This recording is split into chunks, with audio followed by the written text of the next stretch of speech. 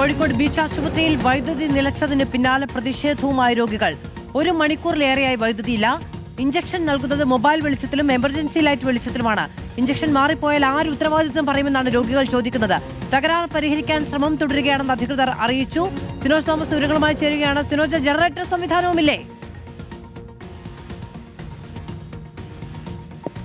Madhu, generator സംവിധാനമുണ്ട്. പക്ഷേ 12 മണിയോട് കൂടിയാണ് ബീച്ച് ജനറൽ ആശുപത്രിയിലെ വൈദ്യുതി പൂർണ്ണമായും നിലയ്ക്കുന്നത്. എന്നാൽ ജനറേറ്ററിലേക്ക് അത് മാറാനും സാധിച്ചിട്ടില്ല.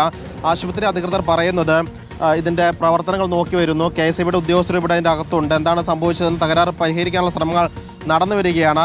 കാഷ്വാലിറ്റി ഉൾപ്പെടെയുള്ള പ്രധാന ബിൽഡിങ്ങിലാണ് വൈദ്യുതി നിലച്ചിരിക്കുന്നത്. 12 മണിയോട് കൂടി വൈദ്യുതി നിലയ്ക്കുന്നു. അതോടുകൂടി ഈ ആശുപത്രി പ്രവർത്തനം തന്നെ പാതി ഒരു മന്ദഗതിയിലാണ് പോകുന്നത്. അതായത് ഇഞ്ചക്ഷൻ എടുക്കാൻ ഉൾപ്പെടെ ആളുകൾ ഇവിടെ വന്നിരുന്നു. അതായത് പട്ടിയും ഒപ്പം തന്നെ പൂച്ചയൊക്കെ തന്നെ കടിച്ചതിനെ തുടർന്ന് ഇഞ്ചക്ഷൻ എടുക്കാൻ തന്നെ ആളുകൾ വന്നിരുന്നു. പക്ഷേ അവർക്കൊക്കെ തന്നെ ഇഞ്ചക്ഷൻ നൽകിയത് മൊബൈൽ വെളിച്ചത്തിൽ, ആ ദൃശ്യങ്ങൾ കാണാൻ നമുക്ക് മൊബൈൽ വെളിച്ചം ഒപ്പം തന്നെ എമർജൻസി ലൈറ്റിൻ്റെ വെളിച്ചത്തിലൊക്കെ തന്നെയാണ് നഴ്സുമാർ ഇവിടെ ജോലി എടുക്കുന്നത്. നിരവധി ആളുകൾ ഇവിടെ കാത്തിരുന്നു. ഒപ്പം തന്നെ ഈ പരിശോധന ഫലം ലഭിക്കാൻ വേണ്ടി തന്നെ നിരവധി ആളുകൾ ലാബിനൊക്കെ തന്നെ പുറത്ത് കാത്തു നിൽപ്പുണ്ട്. വൈദ്യുതി ഇല്ലാത്തതുകൊണ്ട് തന്നെ പ്രിന്റ് എടുത്ത് നൽകാൻ കഴിയുന്നില്ല എന്നാണ് പറയുന്നത്. ഏതായാലും 1 മണിക്കൂറിലേറെയായിട്ട് പ്രധാന ബ്ലോക്കിൽ വൈദ്യുതിയില്ല. ഇലക്ട്രീഷ്യന്മാർ തകരാറ് പരിഹരിക്കാൻ ശ്രമിക്കുന്നു എന്നാണ് ആശുപത്രി അധികൃതർ പറയുന്നത്. ഏതായാലും കാഷ്വാലിറ്റി ഉൾപ്പെടെയുള്ള ഇഞ്ചക്ഷൻ റൂം, OP റൂമുകൾ ഉൾപ്പെടെയുള്ള ബിൽഡിങ്ങിലാണ് 1 മണിക്കൂറിലായി വൈദ്യുതി നിലച്ചിരിക്കുന്നത്. 100 കണക്കിന് രോഗികൾ ഇവിടെ പുറത്ത് കാത്തു നിൽപ്പുണ്ട്. ഏതായാലും ആശുപത്രിയിലെ ജീവനക്കാർ അവരുടെ കയ്യിലുള്ള മൊബൈൽ ഫോൺ ഉപയോഗിച്ച് ഫ്ലാഷ് ലൈറ്റിന്റെ വെട്ടത്തിലൊക്കെ തന്നെയാണ് ഇപ്പോൾ ഇഞ്ചക്ഷൻ നൽകുകയും ചെയ്യുന്നത്. മാധു, കോഴിക്കോട് ബീച്ച് ആശുപത്രിയിലാണ് ഈ